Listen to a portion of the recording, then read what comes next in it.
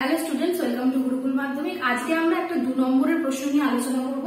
তো দেখো, প্রশ্নটা বলছে থ্যালাসেমিয়া রোগে ঘন ঘন রক্ত বদলানোর জন্য মানুষের দেহে কি কি সমস্যা হয়।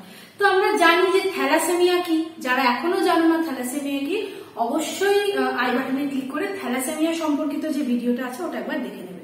তো থ্যালাসেমিয়া হচ্ছে সহজ সত্যি সরল ভাষায় বলতে গেলে রক্তে হিমোগ্লোবিন তৈরি না হওয়া অথবা কম তৈরি হওয়া। যদি একদম না তৈরি হয়, অর্থাৎ আমরা জানি যে আমাদের শরীরের সমস্ত জিনের জন্য দুটো করে সেট থাকে, ঠিক তেমন ভাবে হিমোগ্লোবিনের জন্য দায়ী যে জিন তার জন্য দুটো সেট থাকে।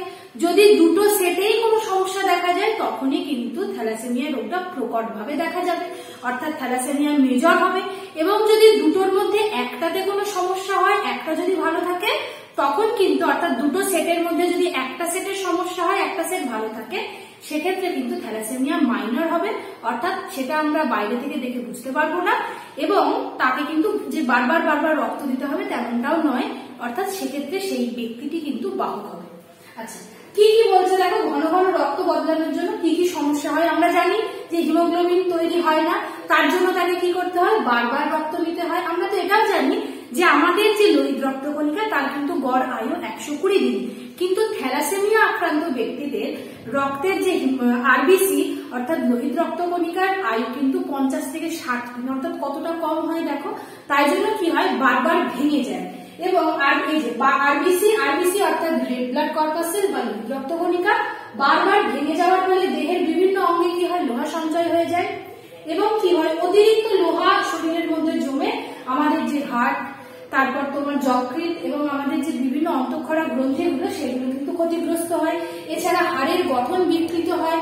আর কি হয়, থাইরক্সিন হরমোনের কার্যকারিতা কমে যায়, হার্ট ফেলিওর এবং অস্বাভাবিক হৃদস্পন্দন দেখা যায়। আলটিমেট সেই ব্যক্তিটার কি হয়, রক্তে অক্সিজেনের যে যাওয়া অর্থাৎ অক্সিজেনের যে প্রবাহ সেটাই কমে যায়, তার শ্বাস নিতে কষ্ট হয়। ওই কারণে দেখো হার্ট ফেলিওর হয়, অস্বাভাবিক হৃদস্পন্দন প্রভৃতি দেখা যায়। দেখবে যাদের আমাদের কোনো মানুষের ক্ষেত্রে যখন রক্ত কম থাকে তখনও কিন্তু আমাদের কি হয়, শ্বাস নিতে কষ্ট হয়, ওপর নিচে ওঠানামা করতে গেলে খুব শ্বাসকষ্ট হয়।